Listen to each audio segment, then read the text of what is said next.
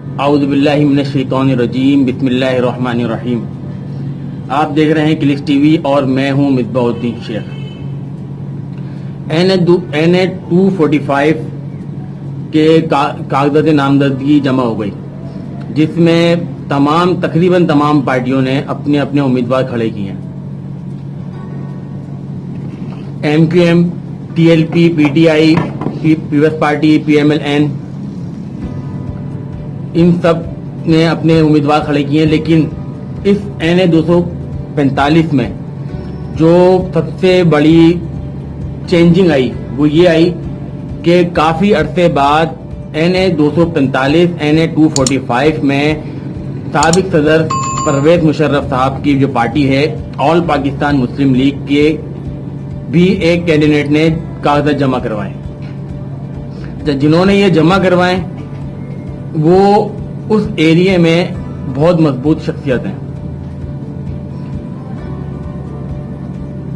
دوسری طرف آزاد امیدواروں میں جو مضبوط شخصیت کے کاغذات جمع ہوئے ہیں ان کا نام ہے ڈاکٹر فاروق ستار، جو 2018 میں عامر لیاقت حسین کے سے الیکشن ہارے تھے۔ عامر لیاقت حسین اس وقت PTI کے ٹکٹ پہ الیکشن لڑے تھے۔ اب عامر لیاقت حسین کا انتقال ہوئی ہے، اس سیٹ پر NA 245 میں جو الیکشن ہونے جا رہے ہیں اس میں تمام پارٹیوں کے ساتھ اگر دو جو نئی چینجنگ آئی ہے وہ ایک یہ آئی ہے کہ ڈاکٹر فاروق ستار آزاد امیدوار ہیں۔ سیکنڈ، آل پاکستان مسلم لیگ جو جنرل پرویز مشرف صاحب کی پارٹی ہے APML، ان کے ایک نامزد امیدوار نے کاغذات جمع کروائے۔ MQM وغیرہ جتنے بھی ہیں وہ ان کا ووٹ بینک وہاں کتنا ہے یہ تو وقت بتائے گا، لیکن PTI، پیپلز پارٹی، MQM اور نون لیگ سمیت تمام جتنی بھی پارٹیاں ہیں ان کے جو مقابلے میں دو شخص ہیں جن کا میں نے ایک کا نام بتایا ہے ڈاکٹر فاروق ستار جو آزاد امیدوار ہیں، اور سیکنڈ آل پاکستان مسلم لیگ کے جو کینڈیڈیٹ ہیں ان کا نام ہے سرمد احمد صدیقی۔ یہ دونوں اس حلقے کے ایک مضبوط امیدوار ہیں۔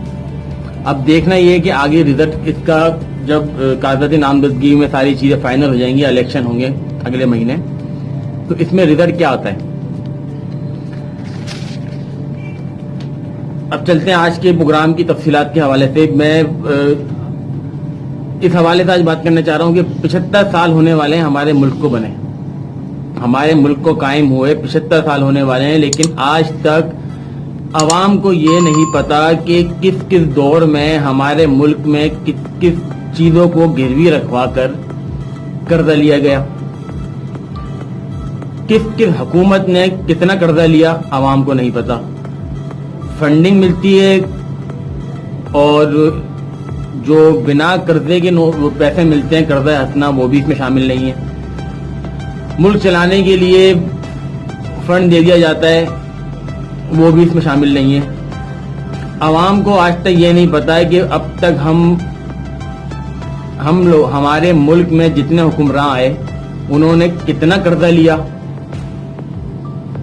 اور کس کس چیزوں کو گروی رکھوا کر وہ قرضہ لیا گیا، اور نہ ہی عوام اس کو معلومات کر سکتی ہے۔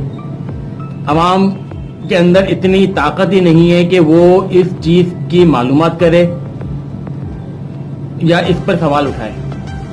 سوال اٹھایا جائے گا تو وہ خود ہی اٹھ جائے گا۔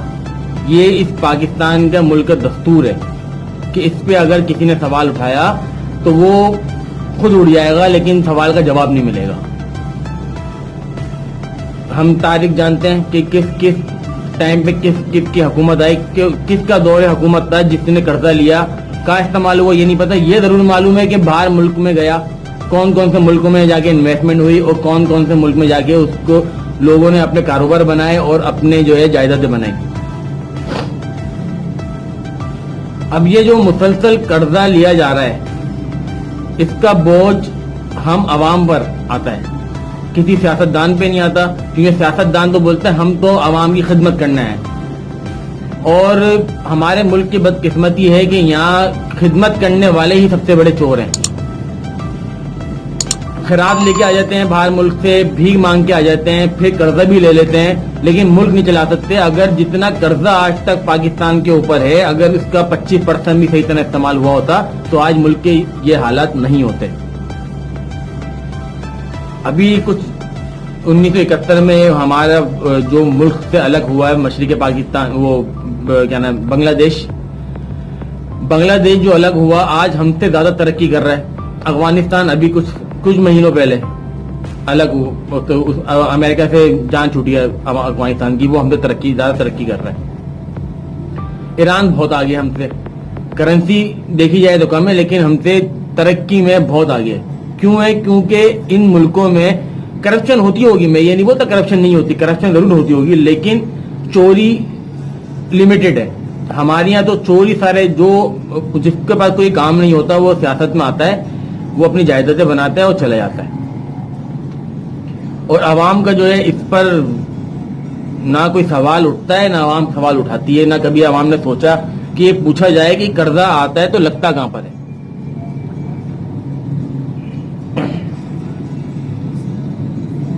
اب بات آتی ہے کراچی کی.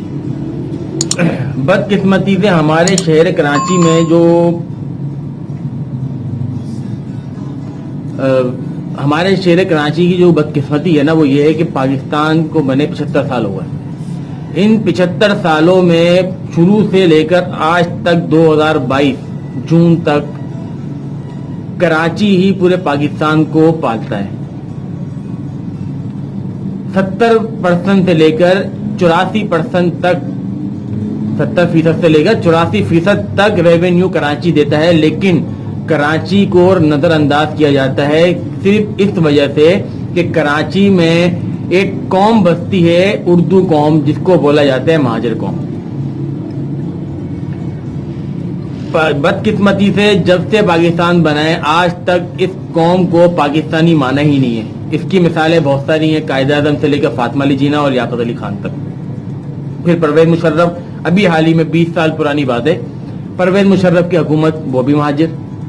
ان کے ساتھ کیا کچھ ہوا, کیا کرا گیا, کس طرح ان کو رسوا کیا گیا. انہوں نے اپنے 40-42 سال 45 سال آرمی میں دیے, ملک کی خدمت کری, پوری دنیا میں اسلام کا جھنڈا اونچا کیا, پاکستان کا جھنڈا اونچا کیا انہوں نے. ان کے لیے جب انصاف نہیں ہے تو پھر عام عوام کے لیے, کیا عام اردو بولنے والے قوم کے لیے, مہاجروں کے لیے کیا انصاف ہوا؟ یہ ہمارے شہر کی بدقسمتی ہے. اس شہر میں نہ تو اس شہر والوں کو صفائی ملتی ہے, 70% سے لے کر 70% سے لے کر 84% تک ریونیو جنریٹ کر کے دے رہا ہے یہ شہر, جس سے پورا ملک چل رہا ہے. سیاستدانوں کی تنخواہیں نکل رہی ہیں, بیوروکریٹسوں کی تنخواہیں نکل رہی ہیں, ججوں کی تنخواہیں نکل رہی ہیں, سب کی تنخواہیں نکلتی ہیں یہاں سے. لیکن اس شہر کی بدقسمتی یہ ہے کہ یہاں صفائی کرنے والا کوئی نہیں ہے, اس شہر میں کام کرنے والا کوئی نہیں ہے. اس شہر کے بجلی کا نظام سب کو پتا ہے کہ دن میں 3-3 گھنٹے 4-4 گھنٹے کی لوڈ شیڈنگ ہو رہی ہے. اس شہر کا خون تو چوسنا ہے سب نے, لیکن اس شہر والوں کو سکون نہیں دینا. یہ ایک ان لوگوں نے اس شہر کا معیار بنا دیا ہے. بجلی مہنگی, پانی میسر نہیں, ہر چیز میں ہمارا جو شہر ہے, شہر کی عوام بالکل تباہ و برباد ہو گئی ہے.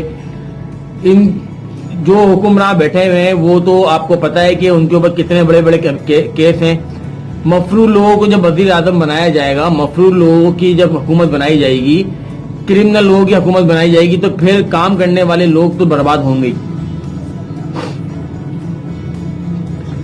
جب اس ناانصافی کے اوپر عوام الطاف حسین کا نام لیتی ہے, بانی ایم کیو ایم کا نام لیتی ہے اور مطالبہ کرتی ہے, تو پھر ان کو دہشت گرد کہا جاتا ہے, ان کے اوپر را کے ایجنٹ کا الزام لگایا جاتا ہے, پھر ان کو اٹھا کر یا تو غائب کر دیا جاتا ہے, یا پھر کراچی پیکج پہ جیل بھیج دیا جاتا ہے, یا پھر اس طرح کا ماحول بنا دیا جاتا ہے کہ کوئی ایک کو اٹھائے, اور ماحول اس طرح بنا دیا جائے کہ کراچی میں الطاف حسین کا نام لینے والا کوئی نہ ہو. تو یہ جو دو قومی نظریہ اس ملک میں چلایا جا رہا ہے, اس کی بدقسمتی یہ ہے کہ جن کو سوتے ہوئے پاکستان ملا وہ آج بادشاہ ہیں, اور جو اپنی سب کچھ برباد کر کے سب کچھ چھوڑ کے یہاں پاکستان آئے, جنہوں نے اپنی متروکہ زمین بھی اس وجہ چھوڑ دی کہ یہاں جو لوگ رہتے ہیں ان کے کام آئے گی, وہ برباد ہیں. جن لوگوں نے پاکستان آئے, پاکستان میں فنڈ کیا, پاکستان کو چلانے کے لیے پیسے دیے, ان کے آج بربادی دیکھ لیں آپ. ان کی نسلیں آج یا تو زیادہ پیسے والے ہیں تو پاکستان سے باہر چلے گئے, جن کا پیسہ نہیں ہے وہ آج دربدر ہو رہے ہیں. تو یہ پاکستان بنانے والوں کے ساتھ جو دشمنی ہے نا, یہ میری اپنی ذاتی نظر کی بات کر رہا ہوں, میں کسی کی بات نہیں کر رہا. یہ جو لوگ دشمنی نکال رہے ہیں یہ وہ لوگ ہیں جو آج بھی انگریزوں کے غلام ہیں, انگریزوں کی غلامی میں زندگی گزاری تھی. آج بھی انہی کے کہنے پر, اور خاص کر انڈیا کے کہنے پر, کیونکہ انڈیا آج بھی یہ بولتا ہے کہ جن لوگوں نے پاکستان بنایا انہوں نے پاکستان, انڈیا کے, بھارت کے ٹکڑے کرے, انہوں نے ہندوستان کے ٹکڑے کرے اور وہ ہمارے دشمن ہیں. تو ان سے دوستی کرنے کے چکر میں ہم لوگ جو کراچی کے رہنے والے اردو قوم, مہاجر قوم ہے, ان سے انڈیا سے دوستی کرنے کے لیے مہاجر قوم سے دشمنی نکالی جا رہی ہے, اور ان کو ان کے لیے نفرت کا ایک بازار گرم کیا جا رہا ہے, اور اسٹارٹنگ سے لے کر آج تک یہی ہوتا ہے.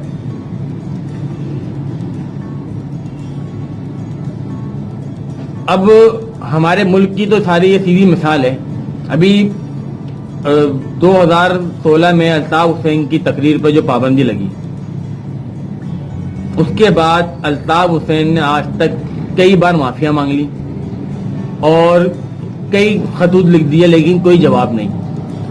جو لوگ انڈیا کے ٹینکروں پہ بیٹھ کے آ رہے تھے, جو لوگ پاکستان کے وجود کو نہیں مانتے, جو لوگ پاکستان کے جھنڈے جلاتے ہیں کھلے عام, جو پاکستان کو برباد کرنے کی بات کرتے ہیں, جو پاکستان کے خلاف ہر طرح کا ماذرائی کھول کے رکھے ہوئے, جن کے گھر پہ انڈیا کا جو دہشت گرد وزیر اعظم ہے وہ آتا ہے دعوت پر, جن کے کاروبار بھارت کے ساتھ چل رہے ہیں, جن کی بلیک منی پاکستان سے بھارت اور بھارت سے باہر جاتی ہے, وہ آج اس ملک میں حکمراں ہیں.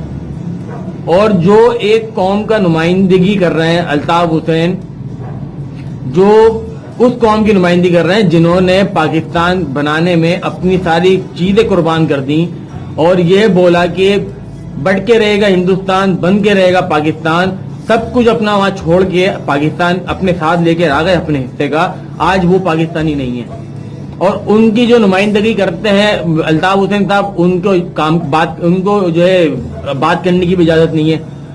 جبکہ فین فالوئنگ اتنی ہے کہ الطاف حسین صاحب کی اگر تقریر سوشل میڈیا پہ آتی ہے, کوئی بیان آتا ہے الطاف حسین صاحب کا ہے یا ان کے حوالے سے کوئی بھی سوشل میڈیا پہ ان کے بارے میں بیان آتا ہے, تو اس کی ویورشپ سب کو نظر آتی ہے. کراچی میں جب تھوڑی سی ابھی آزادی ملی تھی, سب کو نظر آیا تھا, ہر جگہ الطاف حسین کے گانے چل رہے تھے, لیکن الطاف حسین کو کام کرنے کی اجازت نہیں, کیونکہ وہ اس قوم کے رہنما ہیں, اس قوم کو جو ہے سپورٹ کرتے ہیں یا اس قوم کے لیے بات کرتے ہیں جس قوم نے پاکستان بنایا تھا. اور پاکستان بنانے والے تو ہمیشہ سے ہی سب کے دشمن رہے, چاہے وہ ہندو دیش والے ہوں, وہ ہر طرح کی بات کر لیں, ان کے خلاف کوئی بات نہیں. پنجابستان والے ہوں, وہ ہر طرح کی بات کر لیں, لیکن ان کے خلاف کوئی کاروائی نہیں. وہ افغانستان والے ہوں, جو اچھے جیسے لوگ پاکستان کے خلاف بات کریں, ان کے خلاف کوئی بات نہیں. آج تک کسی نے معافی نہیں مانگی, یہ ریکارڈ پہ قائم ہے, ریکارڈ میں ہے کہ آج تک کسی نے معافی نہیں مانگی. الطاف حسین نے ایک جذبات میں آگے ایک الفاظ بول دیا, اور اس پر اگر الطاف حسین نے 7 سال سیاست نہیں کری, ان پہ کیس بن گئے, اس پہ معافی مانگ رہی, معافی نہیں مل رہی, کیس کی ہیئرنگ نہیں ہو رہی, ان کے کیس ایکسپٹ نہیں ہو رہا. یہ ہے ہمارے ملک کا دوریہ نظام.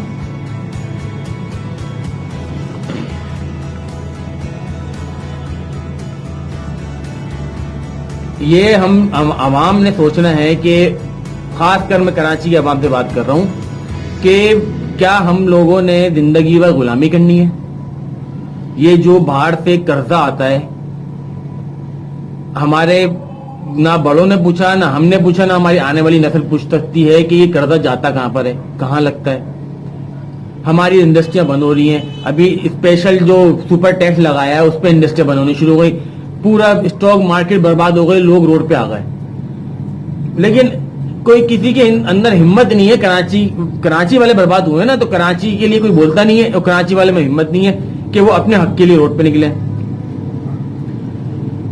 اب یہ کراچی کی عوام نے فیصلہ کرنا ہے کہ کب تک غلامی والی زندگی گزارنی ہے, یا پورے پاکستان کی عوام تو ویسے بھی غلام ہے, کل بھی غلام تھی, آج بھی غلام ہے, اور آنے والی نسل بھی غلام ہوگی. پہلے انگریزوں کی غلامی کرتے تھے, جب ہم لوگوں نے پاکستان بنا کر اپنے ساتھ لے کے آ گئے, اس کے بعد پھر ان کی غلامی کر رہے ہیں جو پہلے انگریز کے غلام تھے.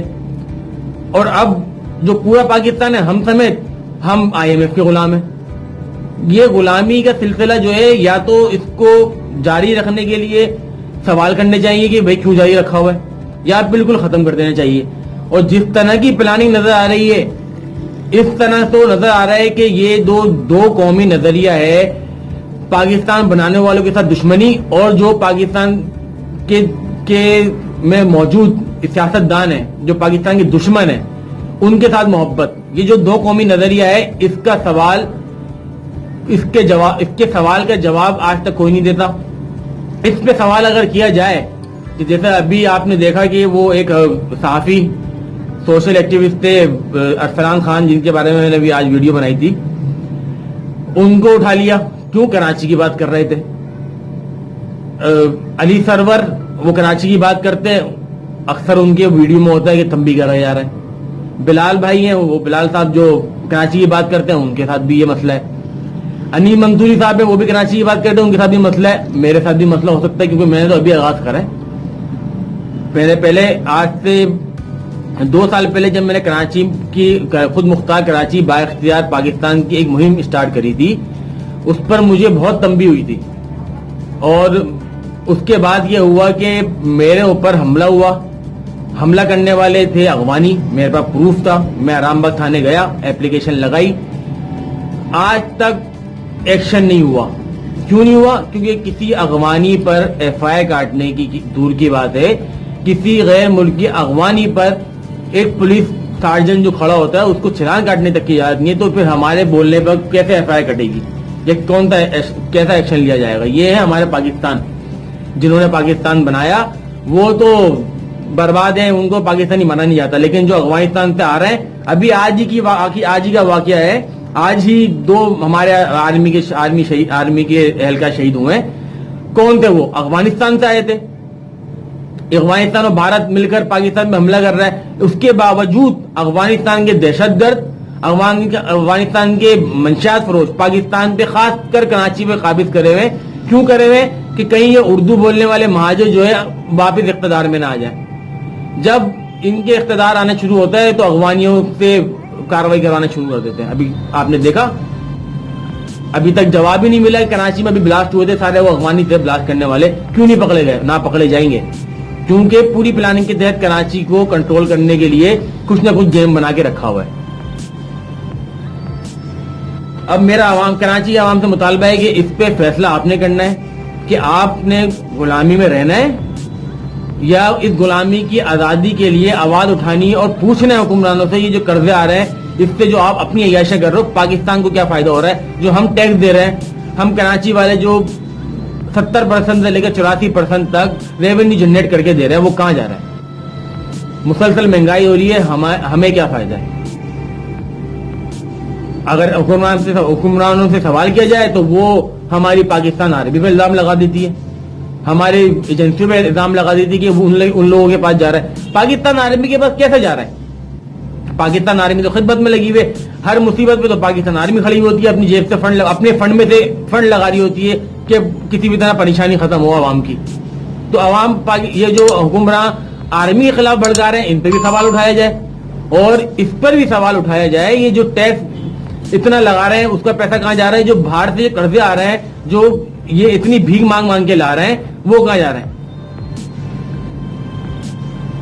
اب سب سے بڑی بات, سب سے بڑا سوال, ہمارا جو کراچی ہے, اس کی بدقسمتی دیکھیں, صوبہ سندھ میں آج تک گورنر نہیں لگایا گیا جب سے یہ PDM کی حکومت آئی ہے, یعنی کہ چوروں کی حکومت آئی ہے.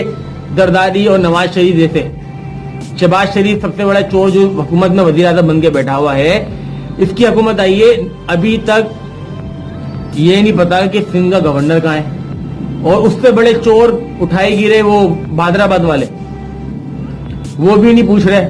ان کو تو اپنی وزارتوں کی بھیک کے علاوہ کچھ نظر ہی نہیں آ رہا. جو آتا ہے اس سے اپنی وزارتوں کی بھیکیں مانگتے ہیں اور وزارتیں لینے شروع کر دیتے ہیں.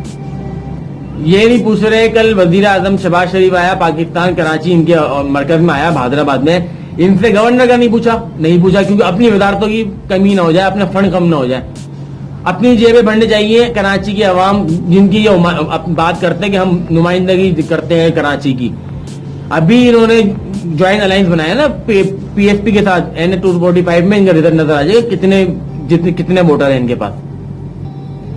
کراچی کی عوام نے بہت سوچ سمجھ کے فیصلہ کرنا ہے کہ کس کے ساتھ کھڑے ہیں، اپنے حقوق کے ساتھ کھڑے ہیں یا پھر ان چوروں کے ساتھ کھڑے ہیں جو مسلسل کراچی کے حق کو ڈاکہ مار کر اپنی جیبیں بھر رہے ہیں اور اپنے کاروبار لندن، امریکہ اور کینیڈا اور ملیشیا میں جما رہے ہیں، دبئی میں بھی بیٹھے ہوئے جا کے. تو یہ فیصلہ عوام نے کرنا ہے کہ جس بھادرآباد والوں نے آج تک اپنا گورنر نہیں لگا سکے، کیونکہ اب اس میں یہ بھی سوال ہے نا کہ سندھ گورنمنٹ کیوں نہیں لگا رہی. سندھ گورنمنٹ اس لیے نہیں لگا رہی کہ سندھ کا قانون ہے کہ اگر وزیر اعلیٰ ہوگا سندھ کا سندھی بولنے والا اور گورنر ہوگا کراچی کا یعنی کہ اردو بولنے والا، وہ چاہے جماعت اسلامی سے ہو کسی بھی پارٹی کو، لیکن اردو بولنے والا ہوگا گورنر. اب جب نسرین جلیل کا نام آ گیا ہے، نسرین جلیل صاحبہ کا نام آ گیا ہے، تو ان کو گورنر کیوں نہیں لگایا جا رہا ہے؟ ایم سوال نہیں اٹھا رہی. کیوں نہیں اٹھا رہی؟ کیونکہ ان کو پتا ہے ان کی کوئی بھی اوقات نہیں ہے. زبردستی کی ابھی NA240 کی سیٹیں انہوں نے لیے اور NA245 میں جو ہے یہ NA245 میں ابھی ذلیل ہونے والے ہیں، کیونکہ ان کے مقابلے میں دو خطرناک لوگ کھڑے ہوئے الیکشن میں، فاروق ستار اور سلمہ صدیقی APML کی طرف سے، اور فاروق ستار آزاد امیدوار. اب دیکھتے ہیں کہ کراچی کی عوام یہ کب تک اپنے آپ کو کب تک ظلم سہتی رہتی ہے اور لوگوں سے قرضہ لے کے اپنا گزارا کرتی ہے. اللہ تعالی ہمارے پاک فوج کی، ہمارے پاکستان کی حفاظت کرے اور انڈین غلاموں کو غارت کرے، جو انڈیا اور را کے ایجنٹ ہیں ان کو برباد کرے، جو انڈیا اور اسرائیل کے کہنے پہ پاکستان کے ساتھ زیادتی کر رہے ہیں. اللہ تعالیٰ ان کو ایسی بھیانک موت دے کہ پوری دنیا میں ان کی مثال قائم ہو. پاکستان پائندہ باد. اللہ حافظ.